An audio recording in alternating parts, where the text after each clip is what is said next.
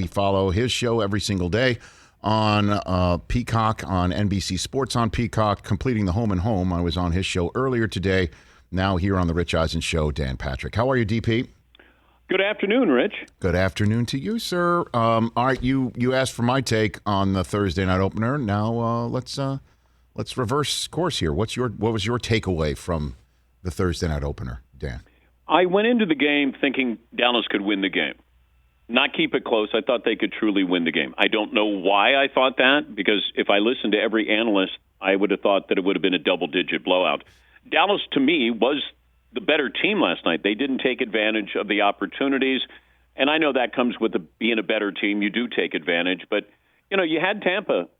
Tampa had turnovers, had penalties, and you had them. You've missed a couple of field goals, missed an extra point, and that's why Tom Brady is who he is. That he doesn't let these opportunities kind of flitter away, and Dallas is hopefully going to learn from this.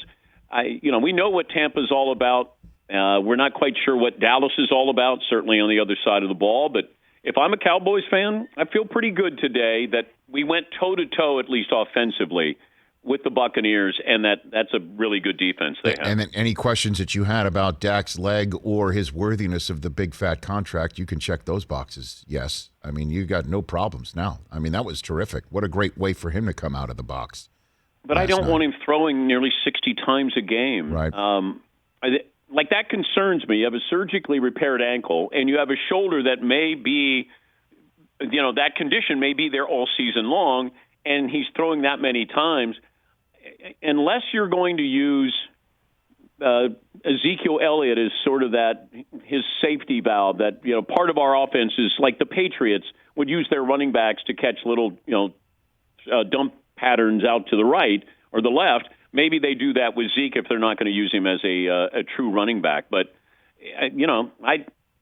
I was kind of surprised with the game plan there, but it was enough to keep them in the game and maybe even win that game. Well, I think the front seven of Tampa dictated in a way to Kellen Moore, or they just decided, yeah, that's just not working in the first quarter. Screw it.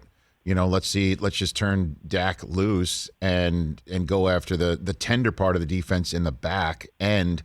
But you're right. At some point that they're going to have to just dedicate themselves. Zeke's getting 20 touches no matter what. Period. Yeah. End of story.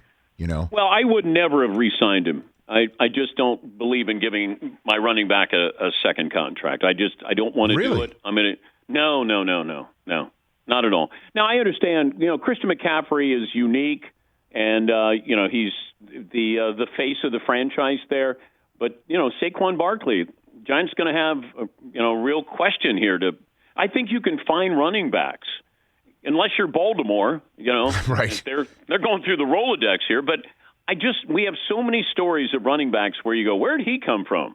I don't remember him in college. There's probably no other skill position, where you say that. Now, you might say wide receiver, but you never say it about quarterback. But when it comes to a running back, you're like, oh, yeah, that guy was at Memphis. And you're like, all right. And, he's giving you quality touches there. So, no, I don't want to, unless you are the Titans and Derrick Henry. But once again, are you going to be able to count on him for 15, 16, 1,700 yards? And that's why I think bringing in Julio Jones, that helps maybe lessen the load on Derrick Henry. And then when you get to the playoffs, you're going to win. You can run the football and play good defense. But no, I would never have re-signed Zeke Elliott. Running backs being fungible. That sounds like a very Belichickian way of going. Are you like the Bill? You're like Bill? Are you like Bill right here? I know you tell Fritz to do your job quite a lot, but it sounds like that's a very Belichickian way of building a team, Dan. Well, right there. Rich, I think the results stand out. So, well done. Dan Patrick, everybody here. Hey, thank you. Very good, very good. So your Super Bowl prediction is, once again, neither of the teams from last night, correct? Kansas City and Green Bay. And believe it or not, I had to talk myself out of taking the Titans. Okay. I don't know why. I was like, they won't leave me. I can't quit the Titans for some reason, and I have no affiliation with them. I like Mike Vrabel. You got two good wide receivers. They were one of the highest scoring offenses. Tannehill was underrated. You got Derrick Henry. They went toe-to-toe with the Chiefs 2 years ago. Bud Dupree, Caleb Farley, defense a little better. You're playing in the AFC South. I don't know. I couldn't shake them. I just couldn't. And I thought I was going to take the Rams and the Titans. Yes. And then I thought, well, the Rams are going to be in a division where everybody's going to beat up on one another.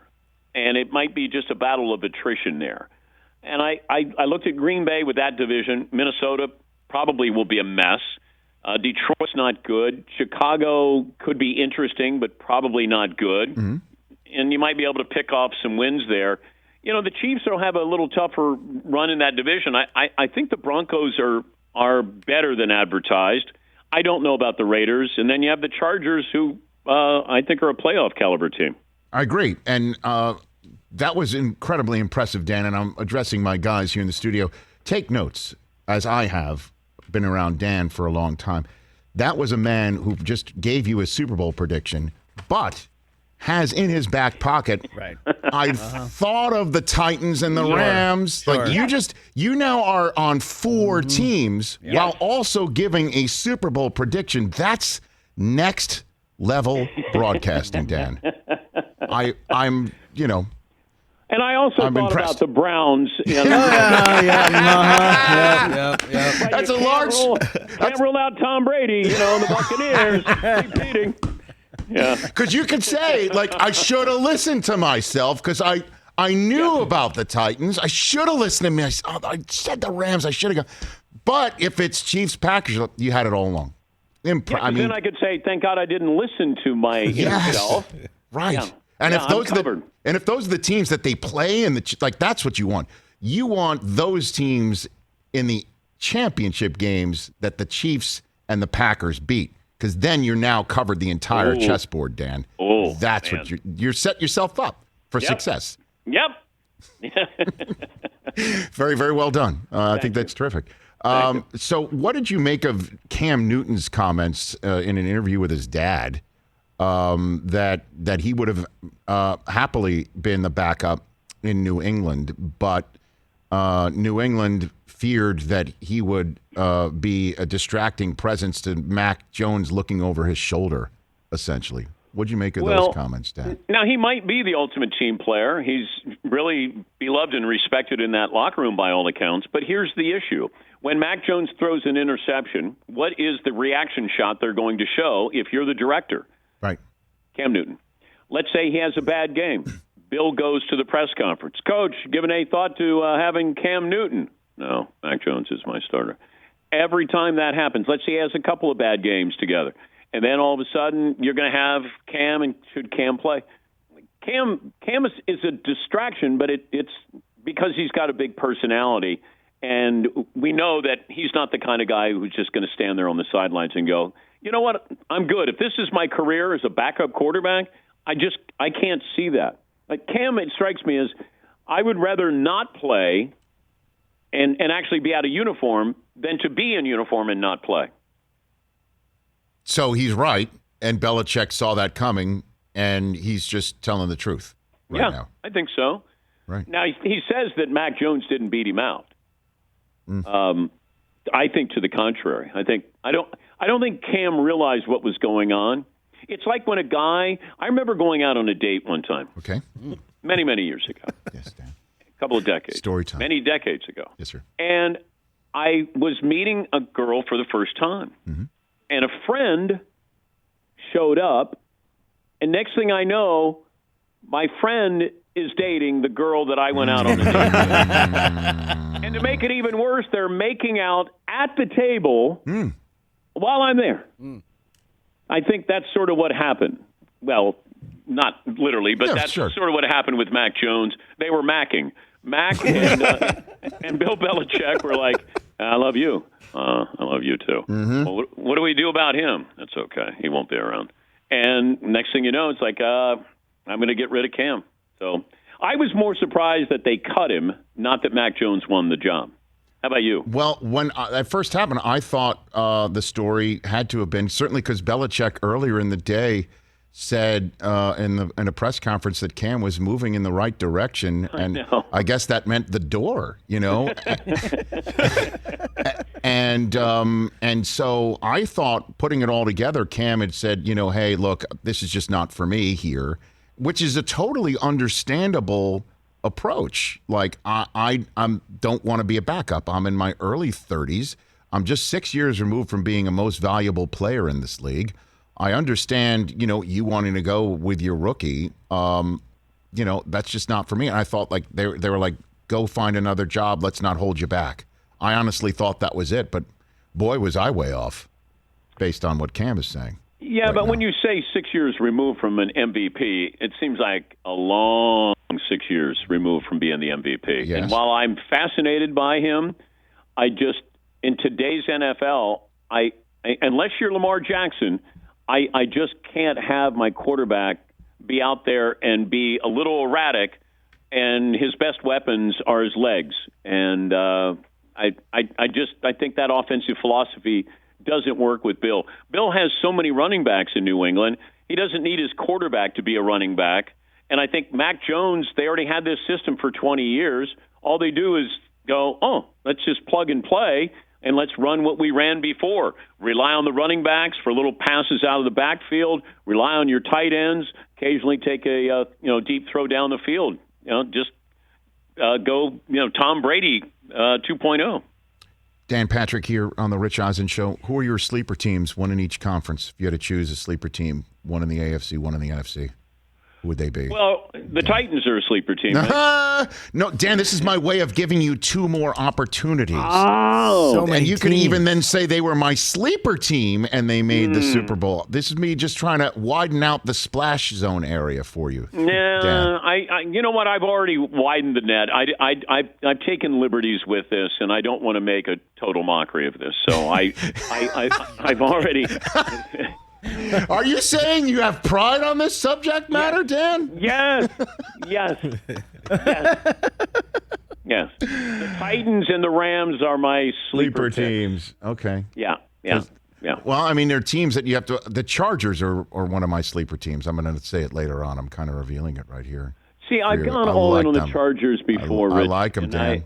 I mean, let me tell you, I had to go into a 12-step recovery program with them because every year it felt like they had the most talent, but there was always injuries, and they found ways to lose games.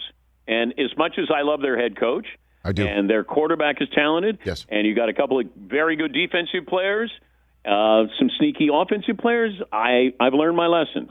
As much as I like them to make the playoffs, I just can't go all in on, boy, this is a sleeper team.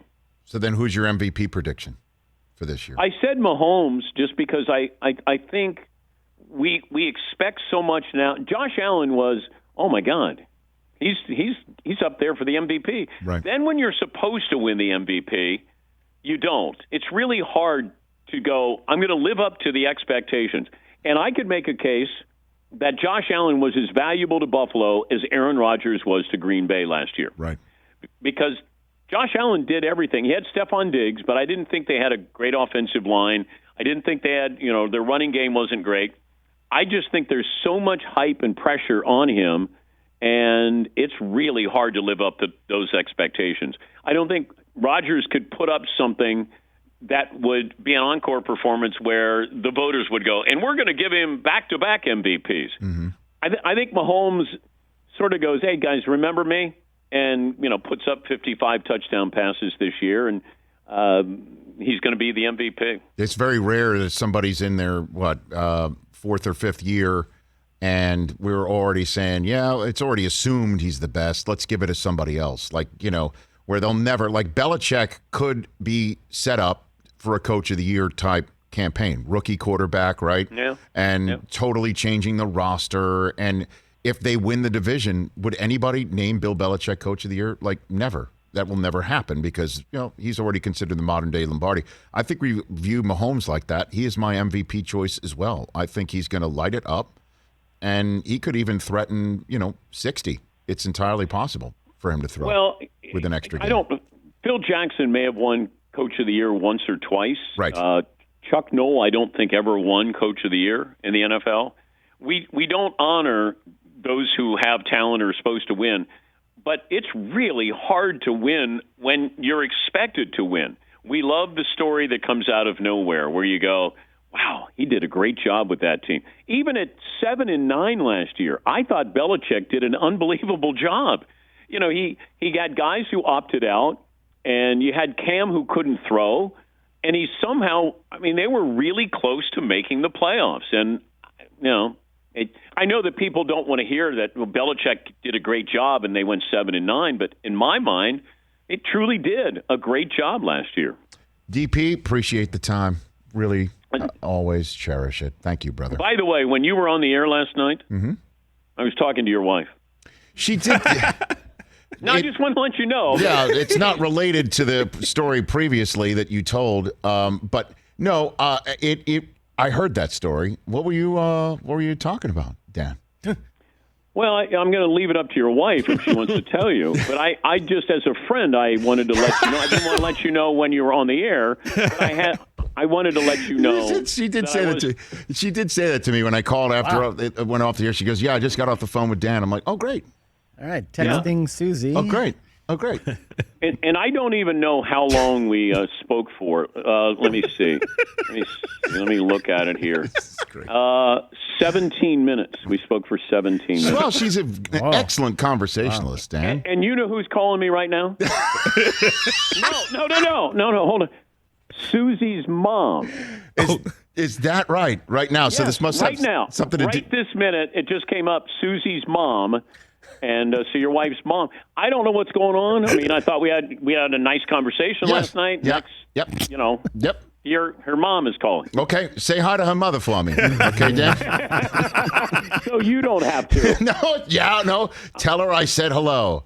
Oh, okay. I appreciate it, Dan. You bring families together. Dan Patrick, bringing families together. Bringing families together, Dan Patrick. Yeah, and then I got another Super Bowl pick. It's my mother-in-law versus the Chiefs. Very good. Bye, guys. Take care. Dan Patrick, everybody. Hey, you watched all the way to the end. Thanks for that. Watch more right here.